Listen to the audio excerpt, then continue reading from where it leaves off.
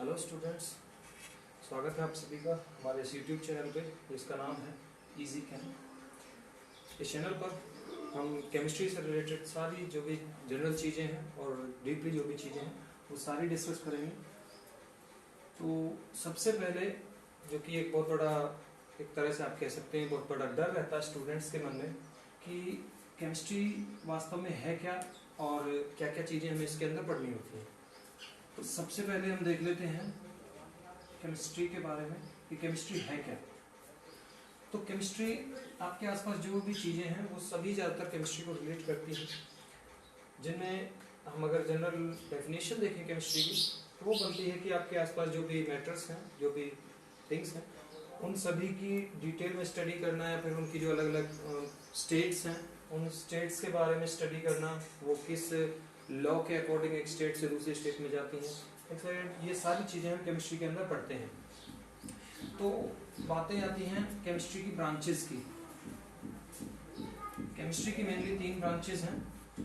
In this first one is physical chemistry, second one is inorganic chemistry and the last one is organic chemistry. Students अक्सर confusion में रहते हैं कि physical chemistry के अंदर हमें क्या पढ़ना होता है, इनऑर्गेनिक केमिस्ट्री के अंदर हमें क्या पढ़ना होता है और ऑर्गेनिक केमिस्ट्री के अंदर क्या पढ़ते हैं। तो आप केवल कुछ चीज़ों से, कुछ वर्ड से ये पता कर सकते हैं कि हमें फिजिकल केमिस्ट्री में क्या पढ़ना है, इनऑर्गेनिक में और ऑर्गेनिक में क्या पढ़ना है। तो कैसे पता कर सकते हैं? फिजिकल केमिस्ट्री के अंदर आप जितने भी फिनोमिनाज हैं, केमिस्ट्री के अंदर जितने भी फिनोमिना होते हैं वो सभी आप फिजिकल केमिस्ट्री के अंदर स्टडी करते हैं। इनऑर्गेनिक केमिस्ट्री के अंदर आप पीरियडिक टेबल के बारे में, पीरियडिक टेबल होगी आपकी, या फिर डिटेल अबाउट एलिमेंट्स, जितने भी एलिमेंट्स हैं उन सभी के बारे में स्टडी आप इनऑर्गेनिक केमिस्ट्री के अंदर करते हैं। और कार्बन के कंपाउंड्स, कार्बन कंपाउंड्स के बारे में स्टडी करते हैं आप ऑर्गेनिक केमिस्ट्री के अंदर। अगर यहाँ पर हमें जो बात करनी है मेनली वो बात करनी है ऑर्गेनिक केमिस्ट्री से रिलेटेड। देख लेते हैं जनरल ऑर्गेनिक केमिस्ट्री से रिलेटेड कुछ पॉइंट्स। तो वो हमें पढ़ना है जनरल ऑर्गेनिक केमिस्ट्री के बारे में।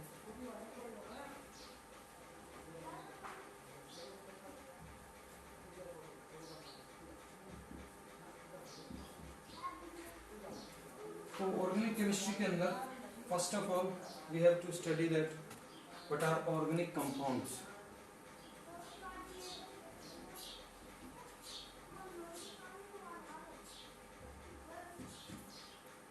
अगर हम इसकी पुरानी डेफिनेशन देखें, हिस्ट्री के अकॉर्डिंग अगर हम चलते हैं तो वहाँ हमें पता चलता है कि ऑब्वियसली जो बोला गया था हिस्ट्री के अकॉर्डिंग कि वो सारे कंपाउंड जो हमें प्लांट्स या एनिमल्स से ऑब्टेन होते हैं, जिन्हें प्लांट्स और एनिमल्स से निकाला जाता है, उन सभी को ऑर्गेनिक कंपाउंड बोला जाता है।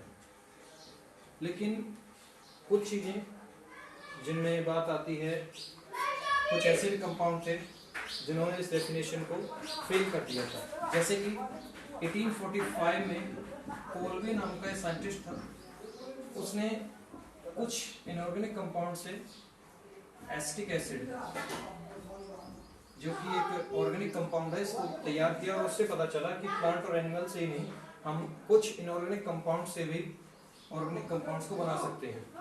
तो वहाँ से हम ये कह सकते थे कि ऑर्गेनिक कंपाउंड्स वो सारे नहीं होते जिनमें प्लांट्स और एनिमल्स से जिन कंपाउंड्स को ऑब्टेन किया जाता है। So according to modern definition of, अगर हम इसकी मॉडर्न डेफिनेशन देखें ऑर्गेनिक केमिस्ट्री की, वो क्या बनती है? वो सारे कंपाउंड्स जिनके अंदर कार्बन, हाइड्रोजन मेन एलिमेंट की तरह, और इसके साथ कुछ और एलिमेंट्स जिसमें आप ऑक्सीजन, नाइट्रोजन, सल्फर या फिर हैलोजेंस, इनको इंक्लूड कर सकते हैं। इनमें से कोई एक एलिमेंट सब एलिमेंट के तौर पर प्रेजेंट हो। यहाँ से जो कंपाउंड हमारे बनेंगे उन कंपाउंड्स को हम ऑर्गेनिक कंपाउंड्स कहेंगे। तो यहाँ से एक चीज़ क्लियर हो जाती है कि जो ऑर्गेनिक कंपाउंड हैं हमारे, ऑर्गेनिक कंपाउंड एक्चुअल में है क्या, उनकी डेफिनेशन क्या बनती है। तो ऑर्गेनिक कंपाउंड होंगे आपके the compounds in which carbon and hydrogen are present और which are derived from these, या तो कार्बन और हाइड्रोजन के कंपाउंड्स या इसके अलावा वो कंपाउंड्स जो इनसे डिराइव किए गए हैं, उन सभी को हम कार्बन ऑर्गेनिक कंपाउंड कहते हैं। एक चीज आती है निकल के कि ऑर्गेनिक कंपाउंड, एक क्वेश्चन है हमारा कि अगर किसी कंपाउंड के अंदर, ये जो हमने पॉइंट लिखा है कार्बन एंड हाइड्रोजन, अगर किसी के अंदर हाइड्रोजन प्रेजेंट नहीं है कार्बन के साथ, तो क्या हम उस कंपाउंड को ऑर्गेनिक कंपाउंड कहेंगे। फॉर एग्जांपल मैंने लिख दिया CO2, CO, क्या हम इन दोनों को, कार्बन डाइऑक्साइड को, कार्बन मोनोऑक्साइड को, इनको हम ऑर्गेनिक कंपाउंड बोलते हैं। Obviously not, these are inorganic compounds.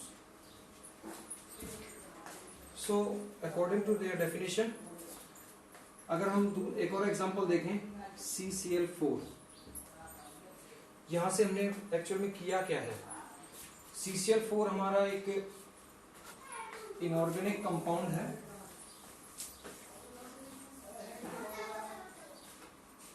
अगर हम देखें CCl4 को, तो ये CCl4 हमें मिला कहाँ से है। अगर हमारे पास एक कंपाउंड था CH4 जो कि एक हाइड्रोकार्बन है,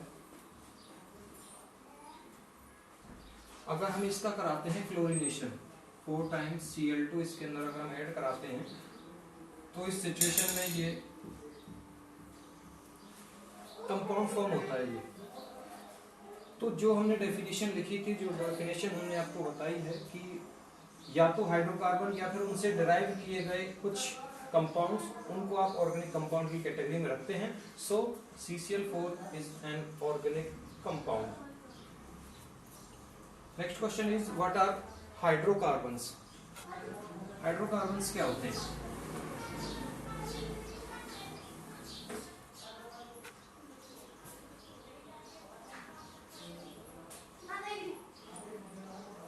जैसा कि इसके नाम से कुछ हिंट आपको मिल रहा है, hydro and carbon, the compounds which are obtained by combination of carbon and hydrogen.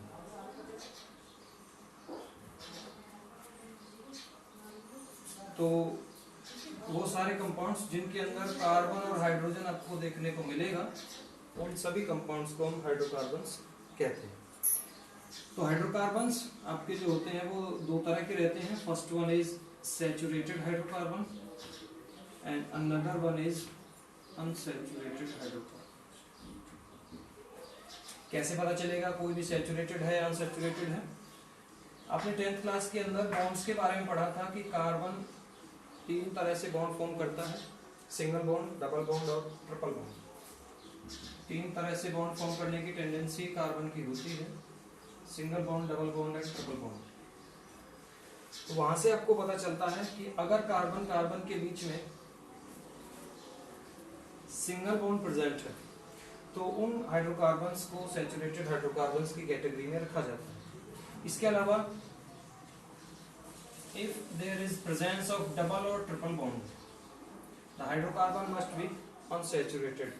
So you can say if there is carbon carbon double bond or carbon carbon triple bond, the hydrocarbon is called unsaturated hydrocarbon. In single bond, in saturated hydrocarbons, there is formation of alkanes, whereas in double bonds there is formation of alkenes and triple bond alkynes. So whenever single bond is present in carbon carbon, then the compound is called alkanes, and if presence of double bond, the compound is called alkene, and triple bond alkynes are